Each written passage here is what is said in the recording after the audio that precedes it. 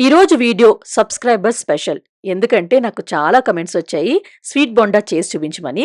రౌండ్‌గా, పర్ఫెక్ట్‌గా, టేస్టీగా ఎలా తయారు చేసుకోవాలో చూపించబోతున్నాను. స్వీట్ బొండా పేరు వింటేనే నోట్లో నీళ్ళొస్తాయి కదండీ! ఎందుకంటే స్వీట్ ఇష్టం లేనోళ్ళు ఎవరుంటారండి? సో వీడియోలోకెళ్ళి చూసేద్దామా ఎలా తయారు చేసుకోవాలో? పదండి.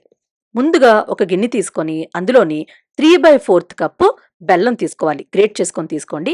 అలాగే పావు కప్పు వాటర్ వేసుకొని బెల్లం మెల్ట్ అవ్వాలన్నమాట. పాకం రావాల్సిన అవసరం లేదండి. మొత్తం మెల్ట్ అయిపోతే సరిపోతుంది.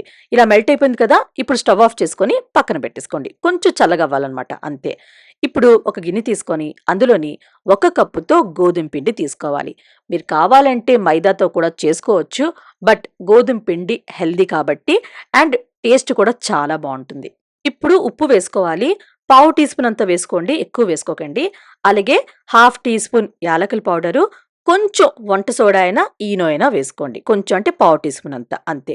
ఇప్పుడు ఇదంతా బాగా కలిసినట్టు కలుపుకొని కొంచెం కొంచెం బెల్లం నీళ్ళు వేసుకొని కలుపుకోవాలన్నమాట. ఉండలు లేకుండా చూసుకొని. ఒక్కసారి మొత్తం వేసుకోకండి. కొంచెం కొంచెం వేసుకొని కలుపుకోవాలి. సపోజ్ మీకు పిండి గట్టిగా ఉందనుకోండి అప్పుడే మీరు వాటర్ వేసుకోండి. అదర్వైజ్ వాటర్ వేసుకోవాల్సిన అవసరం లేదు. నాకు ఇక్కడ పిండి కొంచెం గట్టిగా ఉంది కాబట్టి ఒక 1 ఆర్ 2 టేబుల్ స్పూన్ నేను వాటర్ వేసుకొని కలుపుకున్నాను.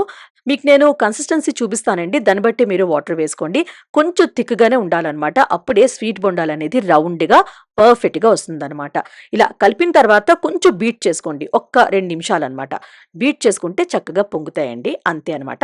చూడండి కన్సిస్టెన్సీ ఇలా ఉండాలి. సో, ఇలా ఉంటే పర్ఫెక్ట్‌గా ఉంటుందన్నమాట. ఇప్పుడు కడాయిలో ఆయిల్ తీసుకొని ఆయిల్ బాగా హీట్ చేసుకోవాలి. బాగా హీట్ అయిన తర్వాత ఫ్లేమ్‌ని మీడియంలో ఉంచుకొని బోండాలు వేసుకోవాలి. మరీ పెద్ద సైజ్ బోండాలు వేసుకోకండి. మీడియం సైజ్ వేసుకుంటే అవి కొంచెం పెద్దగానే అవుతాయన్నమాట. మీరు వీడియోలో చూస్తున్నారు కదా! ఈ సైజులో వేసుకోండి. చూడండి వేసిన వెంటనే ఎంత చక్కగా పొంగి రౌండ్‌గా పర్ఫెక్ట్ షేప్‌లో వచ్చాయి కదా! సో, ఇలా అవ్వాలన్నమాట. సో, ఇప్పుడు మీరు గరిటెతోని ఇలా రౌండ్‌గా చేసి కలుపుకున్నారనుకోండి అన్ని వైపులు ఈవెన్‌గా ఫ్రై అవుతాయన్నమాట. సో, ఇలా మంచి కలర్ వచ్చిన వరకు ఫ్రై చేసుకోవాలి. గోల్డెన్ కలర్ వచ్చిన వరకు.